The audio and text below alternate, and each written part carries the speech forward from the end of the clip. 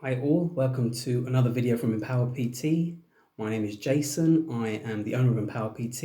I am also an ABA stroke England boxing coach and senior coach at the Cuban Boxing Academy in West London.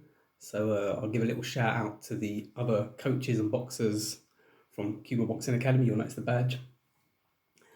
In this particular video, I'm going to do a bit of an analysis of classic fights. You've seen some of my other videos. We do boxing fitness, technique, tactics. This particular video, I felt I would satisfy the boxing geek in me. And the classic fight that I've chosen is George Foreman versus Muhammad Ali in 1974. The reason I've picked that is because it is probably boxing's most famous fight. It may not necessarily be its biggest fight, but it's definitely its most famous, I would suggest. Some of you younger guys out there may not feel it's as famous. That's partly because many of the people who attended the fight, who reported upon the fight, have now passed away. So obviously Muhammad Ali himself has passed away. Angelo Dundee's passed away. Foreman's trainers such as Archie Moore and Dick Sadler passed away. The writers such as Norman Mailer, Hugh McIlvanney, to name a few, have passed away. So many of these writers that covered the event have passed away, and there's a great deal of nostalgia with that particular event. For those that don't know, Muhammad Ali was considered past his prime. He was able to use the rope-a-dope technique to make Foreman get tired and knock Foreman out in the 8th round. You can watch the video on YouTube via someone else. There's so many copies of that particular fight on YouTube, so feel free to go and look at it before watching my analysis. It's really up to you. But I imagine those of you who watch this channel will have watched it already. What I would say with this particular fight is, bear in mind, so many books have been written about it. So you had Norman Mailer's The Fight, Norman Mailer's a major author. He wrote a whole book on this particular fight. You had the documentary When We Were Kings, which was filmed at the time, and for whatever copyright and legal reasons, it took 20 years to release it, which then created a second wave of nostalgia for the fight. I know the BBC at the time also did their own documentary, which I thought was a very good documentary back in the day. And various different articles from various people. So, for example, I've got Muhammad Ali's autobiography here. Sorry, not autobiography, biography by Thomas Hauser.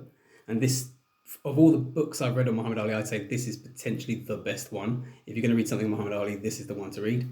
You've got George Foreman's autobiography, so his opinion on certain things.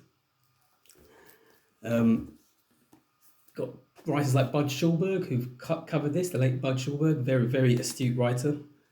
This is a collection of his writings. And you've got, I've got the likes of Hugh McIlvanney on boxing. This is kind of an older book now. So many of the fights in this are probably about 20 years old. So you're talking about 1998, I think the last article in this is. But it goes way back to like 1968, so worth reading as well. But then I've got my own opinions on this as a boxing coach and a trainer, because I truly believe that a number of myths have sprung up about this particular fight. So, myth number one, in my opinion, is that Muhammad Ali was too old. First of all, Ali was 32 going into that fight. Now, I know back in the 70s, athletes were not as up on as much sports science as they are now, but 32 isn't old. And if we look, as we now know, George Foreman himself went on to win the heavyweight title at 45 years old.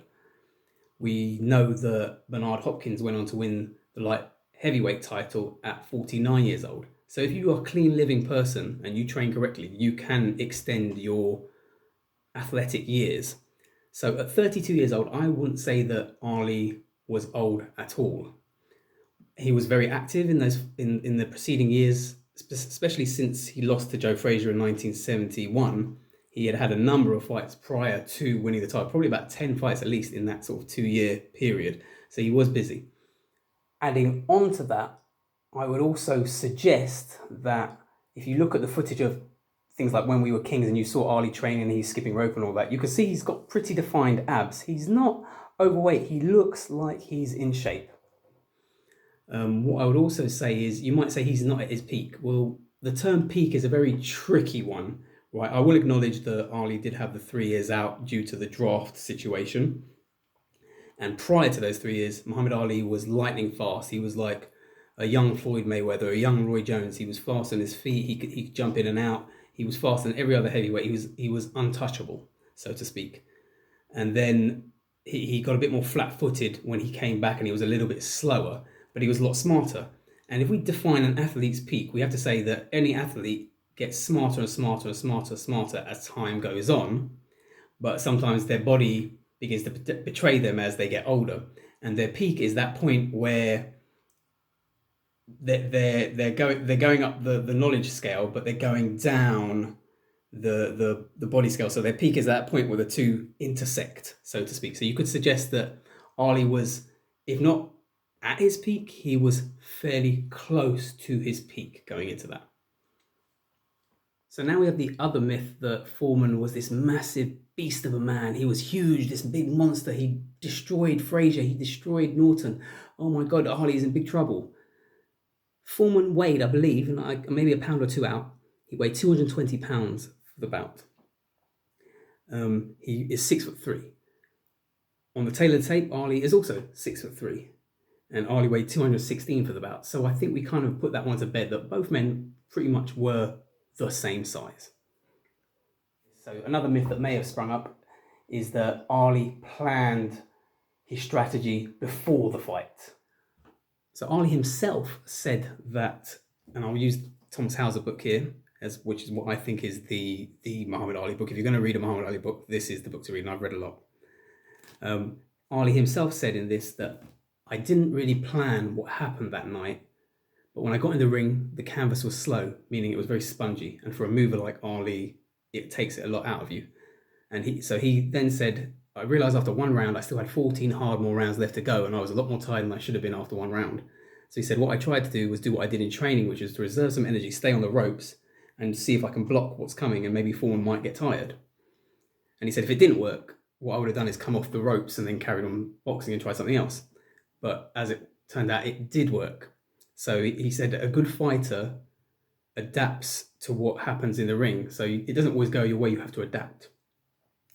And what you also have to keep in mind, as we said, Ali did in training, he would block. And I think he had a radar for George Foreman's big, wild, looping swings. He could see them coming.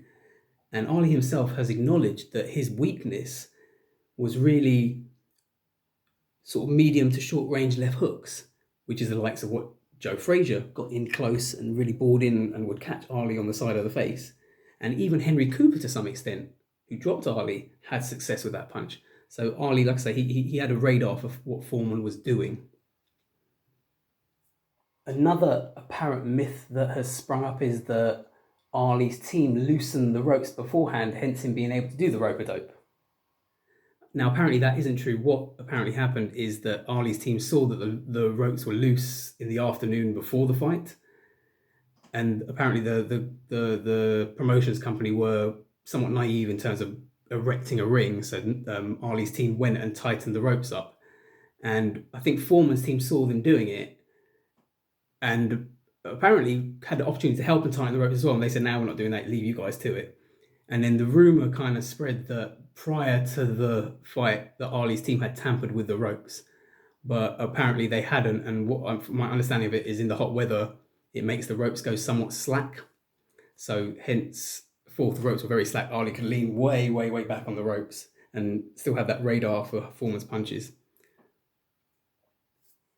An additional myth that I feel that has sprung up is that George Foreman had no stamina. Something I completely disagree with. And I'm going to go to one of the books, George Foreman's autobiography. And what George says in this is that when he was a younger fighter, he listened, so he totally believed in everything his trainer was saying. So he said, if they said run 3 miles, I ran 3 miles. And I thought that was enough. And as an older fighter, as we now know, when he came back 10 years later as an older fighter, and he was bigger, he actually would run 10 miles. He never really had come across the thinking of the second wind. So, like I say, he truly believed in everything his trainer was saying. And I'd even say to young boxers out there, sometimes question your coaches. I'm a coach.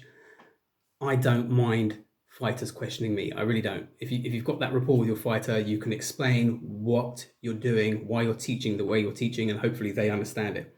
But fighters out there, question your coaches. There's nothing wrong with that. If you truly believe in yourself and you think what your coach is telling you is wrong, don't question him in front of the whole club, but question him, take him to one side, say, Coach, I don't understand, why do we do that?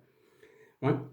So I've gone off point a little bit there. So George, if you look as an older man, he went 12 rounds on many occasions. So I kind of don't think his stamina was suspect as such. And even in a subsequent fight against Jimmy Young, I think it was either a 10 or a 12 round fight, he didn't really run out of gas in that one. He lost, but Jimmy Young was just kind of running away from him. So I don't think George's stamina was as bad as all of that. And I really actually think it comes down to mindset. And mindset's a tricky one here. You got to think, right, in his 3 preceding bouts before fighting Ali, George had knocked out Joe Frazier, the mighty Joe Frazier, destroyed Joe Frazier in 2 rounds. This is a man who went twice the distance with Ali, lost one, won one. He also destroyed Ken Norton, 2 rounds. Another man who'd gone the distance with Ali twice, lost and won.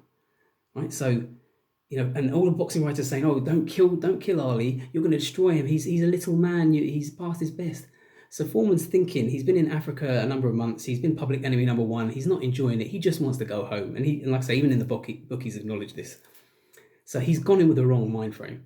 And he's just gone in there trying to blast Ali out. And even when Ali's now sat on the ropes, he's thinking this is going to be an easy night.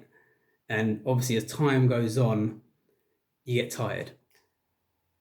Now, I actually have another theory. I'm going to add an additional theory. This is my own theory as a coach, as a former boxer myself. And I want to see if people stick with this theory, and feel free to put comments below regarding this theory. So I'm going to explain something. There's an exercise called military claps. So I'm going to put up in a little clip of me doing military claps, and you'll understand, right? When you do military claps, you lean forward and you clap, and you get quite a bit of fatigue in your rear deltoids and your mid deltoids and your front deltoids. It's quite tiring. And if you were clapping or just throwing punches, you wouldn't get that level of fatigue that you do when you're in that flat angle towards the floor clapping. Now, if you watch the fight very closely, Muhammad Ali is a very big, powerful, strong man. Like I said, he's as big as Foreman. He's pulling Foreman's head down so that Foreman is in this kind of horizontal position, and Foreman in his madness is still throwing punches in this position, but he's not really throwing them with power because he's in that funny position. So he's now fatiguing his rear deltoid, his lateral deltoid, and his front deltoid. And Foreman has many times said that he could never quite explain his sluggishness in his shoulders as the bout proceeded. I have a suggestion that when Ali was pulling his head down, because Foreman in his madness didn't just bother clinching, he kept trying to punch, he fatigued his shoulders out. And I honestly think that contributed to his fatigue as the bout went on. Obviously, it didn't help that he was mad and not really pacing himself. And I'd say the last myth that I'd like to cover off is, why didn't George Foreman pace himself? Well, as we said before, his mindset wasn't right. He's gone in there like a wild man, going crazy. Why didn't he step back and slow down, 3 rounds in? Why didn't he calm himself down? It's a proven thing that when you do anaerobic training, and you've seen on at least 1 or 2 of my videos about anaerobic training, is to do with the buildup of lactic acid, trying to buffer lactic acid. The problem is when lactic acid starts to build up and it really fatigues your muscles, you can't keep going. You need a long enough break for it to calm down. And unfortunately, that 1 minute between rounds isn't enough. And a fight where I think of a more modern fight, where I think of someone coming out completely wild, not pacing himself, lactic acid building up and contributing to him being knocked out, was, I believe it's 2004, David Haye versus Carl Thompson. And, I've seen a few podcasts with David talking. I'm not sure if he'll do one on the Carl Thompson fight. It might be quite interesting to see. But if you watch it, he throws so many punches in round 1, so many in round 2. And then I think the lactic acid built up at a certain point. And if they allowed him to have a 5-minute rest, he probably would have been all right. But he'd committed to a strategy. And sometimes when your mindset is wrong and you've committed to a strategy, it's too late. It's too late. You're in there, the lactic acid is built up, you're stuffed. So I think you combine all of those things and you can see how Foreman lost the fight. That's my summary of the Rumble in the Jungle, and I hope that you will join me on either the boxing analysis videos, the boxing technique videos, the boxing tactic videos. For those of you who want to do some fitness classes, I've got some of those coming up, more of those coming up, so please stay tuned.